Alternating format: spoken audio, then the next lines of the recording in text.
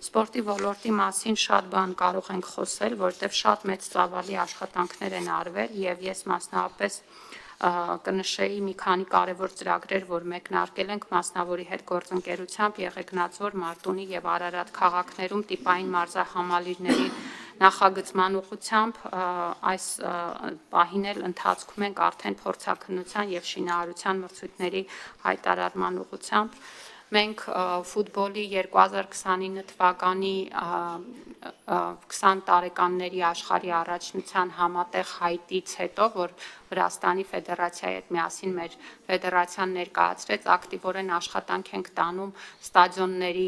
վերակառուցման, կառուցման ուղղությամբ եւ այս պահին արդեն նախորդ տարվանից պայմանագիր ենք ստորագրել միջազգային փորձառու կազմակերպության հետ, որը Վանաձոր քաղաքի մարզադաշտի UEFA-ի 4-րդ դասի ստադիոնի վերակառուցման նախագծումն է իրականացնում ու նաեւ ծրագրի ղեկավարումը եւ բացի դրանից որոշում կայացրեցինք Իջևան համայնքում նաև կառուցել եւս մեկ ստադիոն, երկու ստադիոններն էլ պլանավորվում են առնվազն 10,000 տեղանոց եւ կդառնան մեր երկրում սպորտային ենթակառուցվածքի շատ կարեւոր հանգույցներ, բայց ոչ միայն սպորտային, որովհետեւ դրանք այնպիսի վայրեր են, որտեղ կարելի է կազմակերպել նաև մեծածավալ միջոցառումներ եւ համայնքների կյանքի աշխուժացման, տուրիստական հոսքերի ապահովման եւ տնտեսական զարգացման շատ կարեւոր հիմք պետք է դառնան։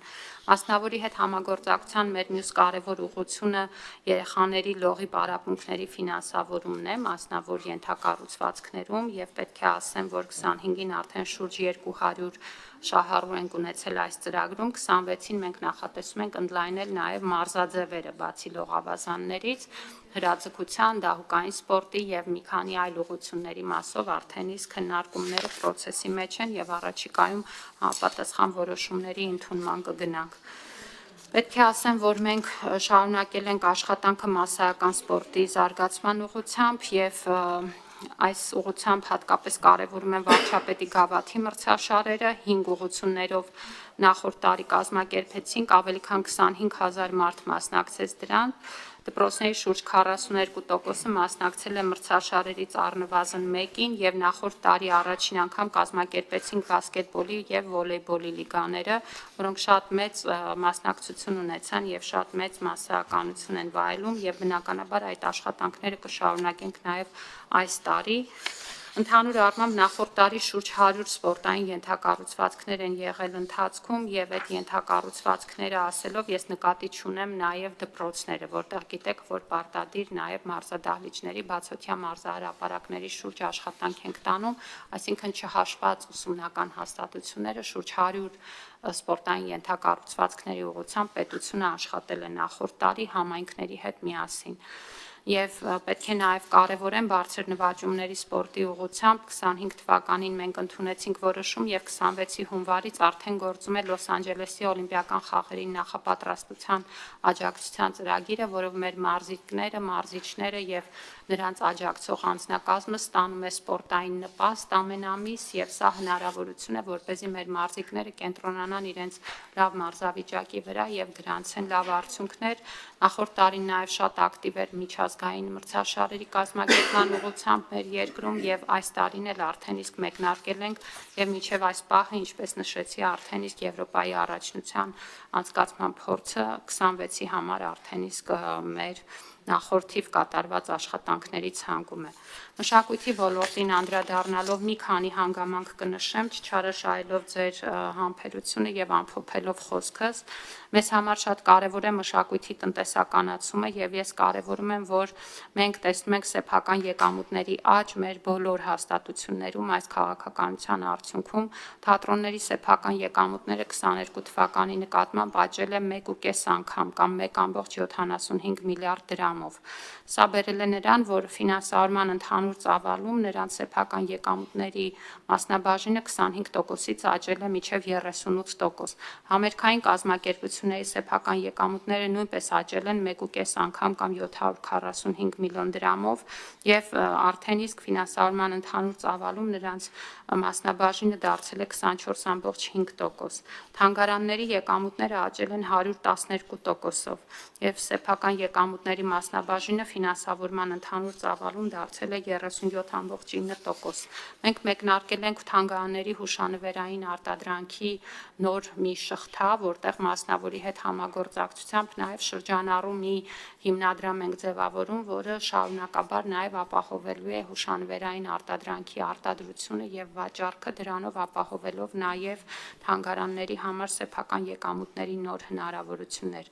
Կինոյի ներդրումների վերադարձի մեխանիզմներն են հաստատվել եւ չնայած մեխանիզմը գործարկվել է 25 մայիսից կառավարության որոշման ընդունումից հետո արդեն իսկ ունենք ավելի քան 10 հայտ 1.4 միլիարդ դրամ ծավալով, ինչը նշանակում է, որ սա շատ պահանջված մեխանիզմ էր, բայց շատ կարևոր նորություն է, որ 26 թվականի համար նաև մեր բյուջեյով եւ այժմ էլ կառավարության հաստատման փուլում է գտնվում դրամագլխի կարգը եւ սրանով մենք կինոյի ոլորտում ինստիտուցիոնալ շատ կարևոր բարեփոխում ենք արել։ Եթե տարիներ շարունակ կինոյի ոլորտում պետության ֆինանսավորման ընդամենը մի մեխանիզմ կար եւ դա դրամաշնորհային մրցույթներ, այսօր արդեն պետության քաղաքականությամբ ձևավորվել է կինոյի ոլորտի 3 ֆինանսավորման ինստիտուցիոնալ խողովակներ։ Դրամաշնորհային մրցույթը ինչպես որ կար, մրցույթների կանոնակարգը էապես վերանայվել է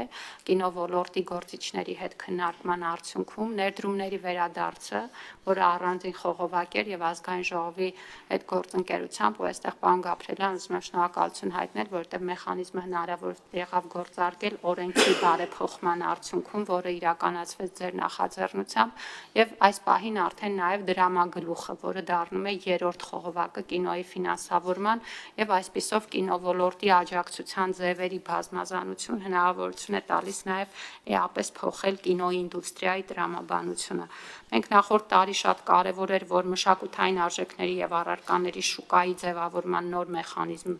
ընդունեցինք միասին, դա աճուրդների մասին օրենքներ, կարգը նույնպես ընդունվել է կառավարության կողմից, առաջիկայում կարծում եմ արդեն